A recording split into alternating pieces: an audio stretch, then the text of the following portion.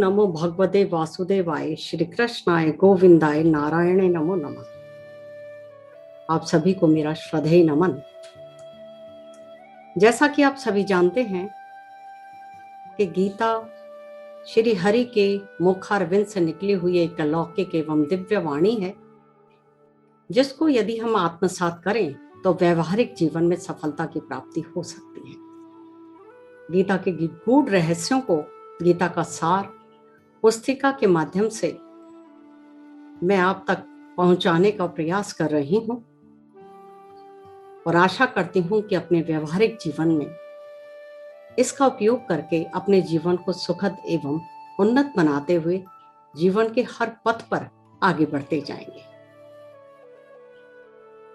तो आज पिछले अध्याय की पुनरावृत्ति करने से पहले आपको ये बता दूं कि आपका प्रोत्साहन और आपका सुझाव जो मुझ तक पहुंचा या मुझे मिला, उसमें ये आप लोगों ने समझा कि गीता के प्रत्येक अध्याय को, पिछले 4 अध्याय को पंचदश, 15वां, 16वां, 17वां, 18वां अध्याय, जैसा कि मैंने आपसे साझा किए पहले अध्याय, उसको अलग अलग करके मैं आपके समक्ष प्रस्तुत करूं, क्योंकि उसका गूढ़ रहस्य आप तक पहुंचना अति आवश्यक है। तो गीता के अगले पंचदश अध्याय को साझा करने से पूर्व मैं आपके समक्ष ये बताना चाहूंगी, साझा करना चाहूंगी कि पिछले अध्यायों में हमने अभी तक क्या किया, कौन कौन सी एक ऐसी व्यवहारिक ज्ञान को प्राप्त किया जिससे हम अपने जीवन में आगे बढ़े।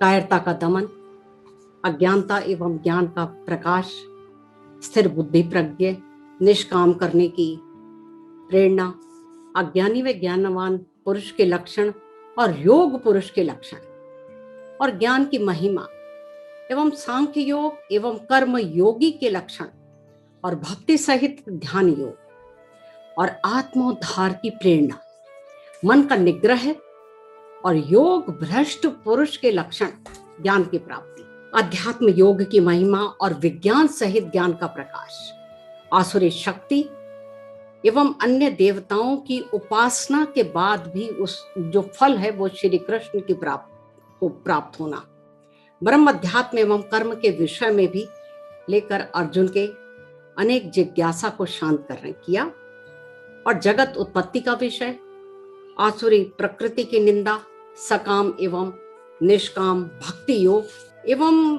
विभूति, संपूर्ण विभूति का दर्शन जो श्री हरि ने अर्जुन को दिया, अपना विराट रूप, भक्ति योग, और भक्ति योग के आधार पर ही हम ज्ञान के प्रेम रूप को समाहित करते हुए आगे बढ़ने की सतत प्रेरणा, देहधारी मनुष्य के लक्षण जिसमें तीनों गुणों को, सत्वगुण, रजोगुण और तमोगुण, इसमें भौतिक जीवन का यापन करते हुए भी हम इससे भी परे, गुणातीत से परे अपने जीवन को समझकर, अपने जीवन को इन गुणों के साथ, क्योंकि हम दैहिक मनुष्य हैं और चारों ओर हमारी अनेक आवश्यकताएं, अनेक भावनाएं जुड़ी हैं, तो लेकिन इन सब के परे यदि हम उस परमपिता को अपने हृदय में आत्मसात कर लें तो वह परम गति को प्राप्त कर सकता है,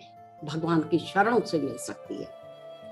और इस प्रकार पिछले 13वें और 14वें अध्याय में मैंने आपसे साझा किया कि क्षेत्र और क्षेत्रज्ञ का ज्ञान, ज्ञान सहित प्रकृति पुरुष की महिमा, और प्रकृति पुरुष तो आप जैसे जानते ही हैं, भगवान श्री कृष्ण, जिनकी माया के आवरण से ये समस्त संसार जो हमें आभा में सुंदर और अनेक प्रकार के गुणों से सुसज्जित दिखाई देता है। बस प्रश्न ये है कि केवल अपनी अंतरात्मा में उस अध्यात्म के अंदर बहकते हुए उस परम पिता, उस तत्व के दर्शन करते हुए अपने जीवन के रथ को आगे बढ़ाए। और 14वें अध्याय में हमने ज्ञान की महिमा का निरूपण किया, और प्रकृति, इसी प्रकृति पुरुष से ही जग की उत्पत्ति, सत्य रज तमो, जैसा कि मैंने अभी आपके सामने साझा किया, इन सब से भी परे रहकर उस परम पिता की चेष्टा। तो आइए आज मैं साझा करती हूं आपके साथ पंचदश अध्याय, अर्थात 15वां अध्याय, जिसमें श्री कृष्ण ने इस पूरे संसार को एक वृक्ष के रूप में आंका है, वृक्ष के रूप में देखा है उन्होंने।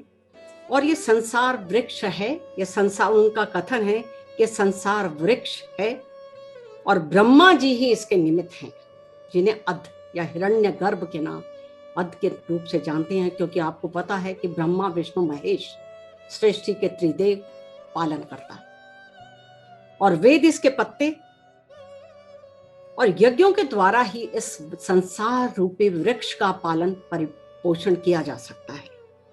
और भगवान की योग माया के कारण ही यह संसार रूपी वृक्ष फलता और फूलता है। और विषय भोग कहना शब्द स्पर्श रूप और रस और गंध और शाखा रूप से उत्पन्न हुए देव, मनुष्य और तिर्यक। लेकिन जब मनुष्य तो अपने कर्मों के अनुसार, अपने फलों उसको अनुसार फिर भी अपने कर्म कर सकता है, लेकिन देव और तिर्यक जो कर्म किए जाते हैं उन्हीं में ही उनको भोगना होता है। वैराग्य रूप शास्त्र से यदि हम अपने अंदर वैराग्य को ले लें और इस संसार के अंदर समस्त भोगों को करते हुए भी हृदय में उस तत्व का दर्शन करें, उस वैराग्य का दर्शन करें और आदि पुरुष की शरण में आ जाएं और उसका मनन और चिंतन करें, तो मेरे विचार से और आप सभी की प्रेरणा से हम सभी इस व्यवहारिक जीवन से अनंत परम पुरुष पुरुषोत्तम की शरण में जा सकते हैं। और भगवान को आपको जैसे जानते हैं कि पुरुषोत्तम प्रभु, तो पुरुषोत्तम अर्थात पर से भी परे, जिसके अंदर जो तीनों लोकों में प्रवेश करके, तीनों लोकों में समाहित होकर पूरे संसार का भरण पोषण करता है, वही जिसे ज्ञानी लोग तत्व के आधार पर जानते हैं। और यह है, आप जैसा कि आप जानते हैं, अति गोपनीय शास्त्र है। इसलिए अध्यात्म को अपने जीवन में उतारते हुए हम अपने जीवन की प्रेरणा अध्यात्म से लेते हुए इस व्यवहारिक ज्ञान को अपने आत्मसात करते हुए उस अध्यात्म को जोड़ते हुए आगे बढ़ने की चेष्टा करें, तो मैं समझती हूँ कि जीवन में किसी भी प्रकार की कोई समस्या आ ही नहीं सकती। क्यों? क्योंकि श्री हरि ने हमारी सृष्टि पर अति उत्तम उपकार किया है। तो आइए लिए चलती हूँ आपको पंचदश अध्याय की ओर, जिसमें हम साझा करेंगे कि संसार एक वृक्ष के रूप में कैसे हमारे समक्ष है। तो आइए पंचदश अध्याय में दिया पुरुषोत्तम योग, जैसा कि मैंने अभी आपको बताया कि पुरुषोत्तम तो श्री हरि हैं। संसार वृक्ष व्याख्या कही और जीवात्मा द्वारा भोग, परमेश्वर के रूप कहे, भगवत प्राप्ति उपाय, क्षर और अक्षर को प्राप्त कर।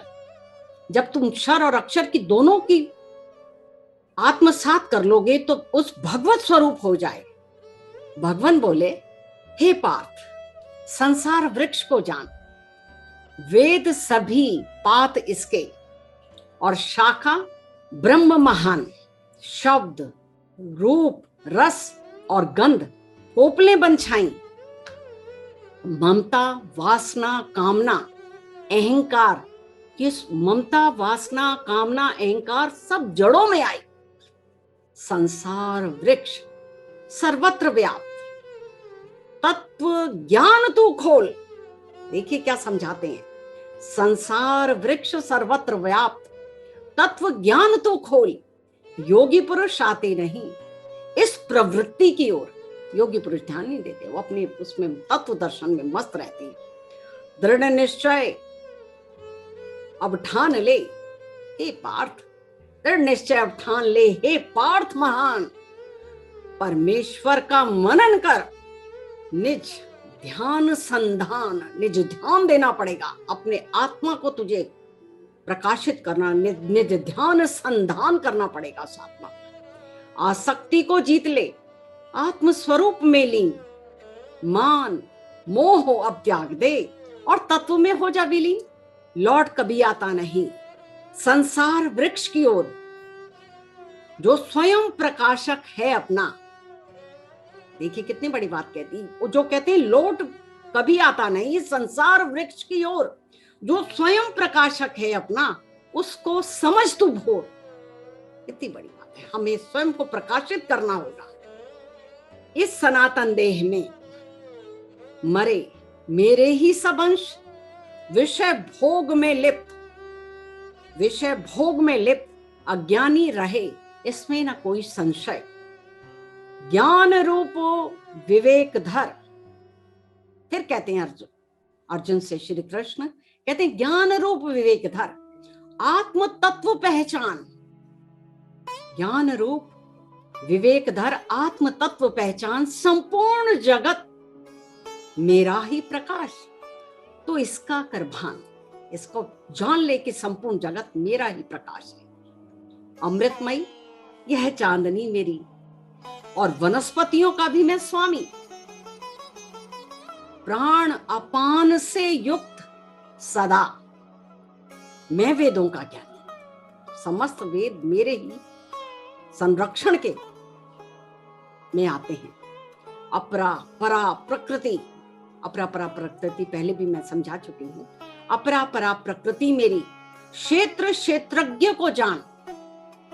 क्षेत्र और क्षेत्रज्ञ की महिमा, आत्मा और क्षेत्रज्ञ पूरा आसपास का वातावरण, जिससे हम अपना जीव अपने आप को आगे इस संसार में चलता है। क्षेत्रज्ञ को जान, क्षेत्र क्षेत्रज्ञ को जान, अध्यात्म को जान और क्षेत्रज्ञ को जान। पुरुषोत्तम प्रभु नाम मेरा। इतनी बड़ी बात कहते हैं श्री हरि के पुरुषोत्तम प्रभु नाम मेरा, सुमिरन कर ले आज। क्यों हमें सबको ही उस परम पिता, इस पुरुषोत्तम का ही ध्यान करना चाहिए, जिससे हम इस संसार रूपी वृक्ष से मुक्ति प्राप्त कर सकते। सर्वज्ञ पुरुष तू बन पात।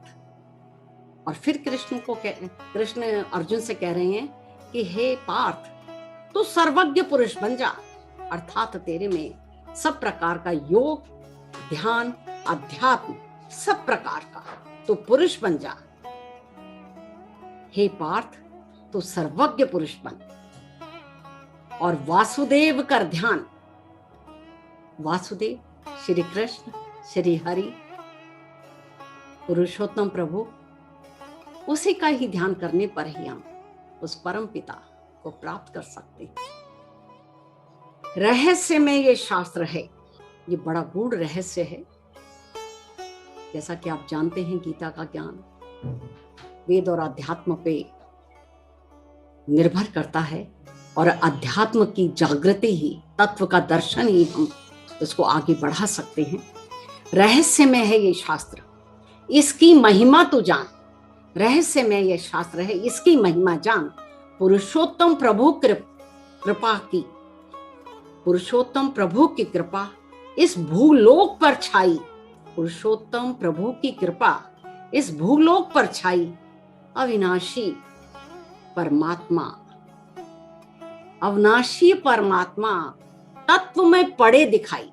कहते हैं ना कि कण कण में भगवान, तो यही तत्व दर्शन है, यही सार्थकता है जीवन की, यही वास्तविकता है, यही परम और गोपनीय रहस्य है। तो इस प्रकार श्री हरि ने संसार रूपी वृक्ष को अर्जुन के समक्ष प्रस्तुत किया, और एक सूक्ष्म ज्ञान को श्री हरि ने अर्जुन के माध्यम से हम सभी तक ये रहस्य में गीता का जो ज्ञान दिया है, इस गीता के ज्ञान को हम सभी शिरोधार्य करते हुए उस परम पुरुषोत्तम प्रभु के गुणगान करते हुए, उस अध्यात्म तत्व को समझते हुए परम गति को प्राप्त कर सकते हैं। तो धन्यवाद आप सभी का। जैसा कि आपका सुझाव आया कि एक एक अध्याय करके हम ये काम करें, तो आज केवल 15 अध्याय ही मैं आपके साथ साझा किया। और आपसे विनम्र निवेदन है, चैनल को आप सब्सक्राइब करें, जिससे हमारा उत्साह और बढ़े, और ज्यादा से ज्यादा इस अध्यात्म को, ज्यादा से ज्यादा इस ज्ञान का जो प्रभु ने एक बूंद जो दिया हुआ है इसको मैं करते हुए आगे आप तक पहुंचाऊं। इसके लिए आप सभी का अतिशय धन्यवाद, और अपने व्यवहारिक ज्ञान में इस गीता के ज्ञान को समाहित करते हुए अपने दैनिक जीवन को आगे बढ़ाएं। धन्यवाद।